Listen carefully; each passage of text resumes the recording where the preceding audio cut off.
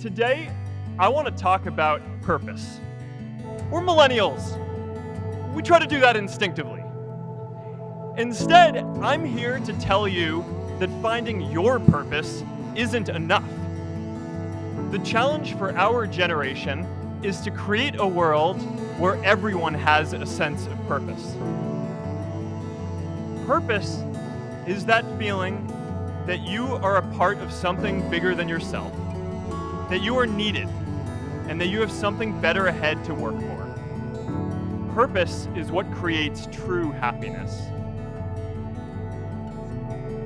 And today, I want to talk about 3 ways that we can create a world where everyone has a sense of purpose. By taking on big, meaningful projects together. By redefining equality so everyone has the freedom to pursue their purpose. And by building community all across the world. So first, let's take on big, meaningful projects. Our generation is going to have to deal with tens of millions of jobs replaced by automation like self-driving cars and trucks. But we have the potential to do so much more than that. Every generation has its defining works. More than 300,000 people worked to put that man on the moon, including that janitor.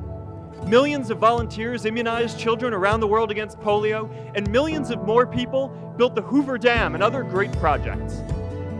And now it's our generation's turn to do great things. Now I know, maybe you're thinking, I don't know how to build a dam. I don't know how to get 1 million people involved in anything. Well, let me tell you a secret. No one does when they begin. Ideas don't come out fully formed. They only become clear as you work on them. You just have to get started.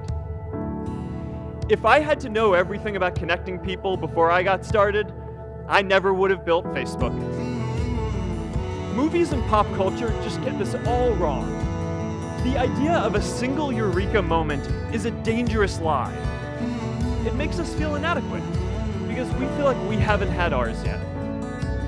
And it prevents people with seeds of good ideas from ever getting started in the first place. It's really good to be idealistic, but be prepared to be misunderstood. Anyone working on a big vision is going to get called crazy, even if you end up right.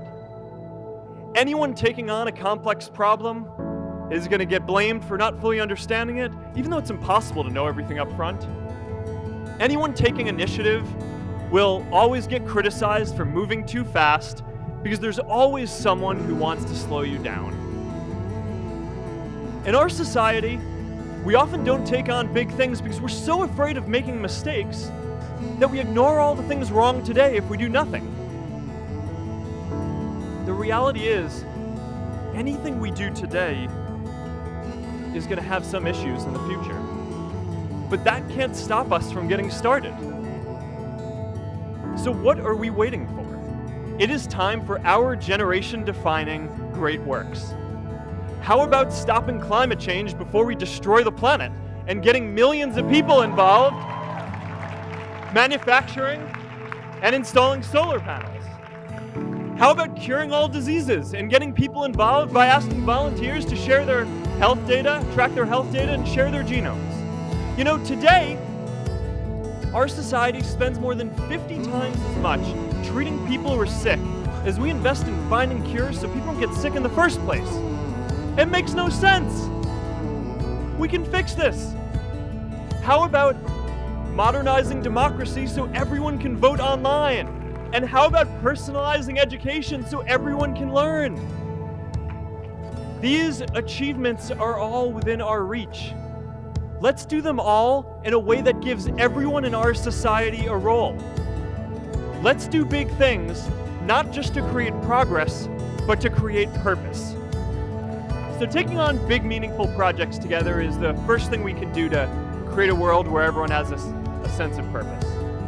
The second is redefining our idea of equality so everyone has the freedom to pursue their purpose. Now, many of our parents had stable jobs throughout their careers, but in our generation, we're all a little entrepreneurial, whether we're starting our own projects or finding our role in another one. And, you know, that's great. Because our culture of entrepreneurship is how we create so much progress. An entrepreneurial culture thrives when it is easy to try lots of new ideas. Facebook wasn't the first thing I built. I also built chat systems and games, study tools and music players, and I'm not alone. J.K. Rowling got rejected 12 times before she finally wrote and published Harry Potter. Even Beyoncé had to make hundreds of songs to get Halo.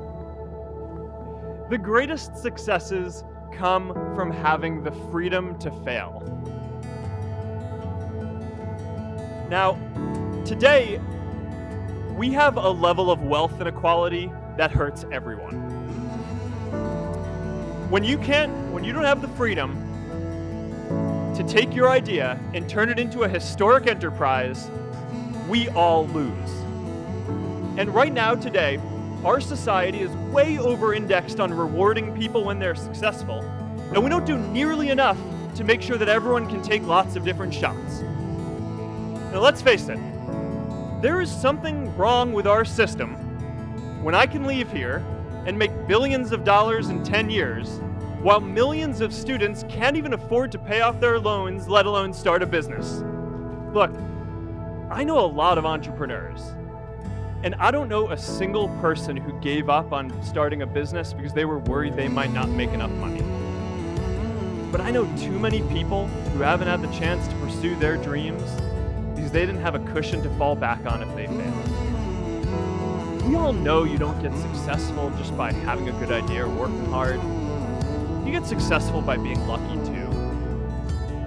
If I had to support my family growing up instead of having the time to learn how to code, if I didn't know that I was going to be fine if Facebook didn't work out, then I wouldn't be standing up here today. And if we're honest, we all know how much luck we've had to get to this point in our lives. Every generation expands its definition of equality. Previous generations fought for the vote and civil rights. They had the New Deal and Great Society. And now it's time for our generation to define a new social contract. We should have a society that measures progress not just by economic metrics like GDP, but by how many of us have a role we find meaningful. We should explore ideas like universal basic income to make sure that everyone has a cushion to try new ideas. We're all going to change jobs and roles many times, so we need affordable childcare to get to work and healthcare that's not tied to just one employer.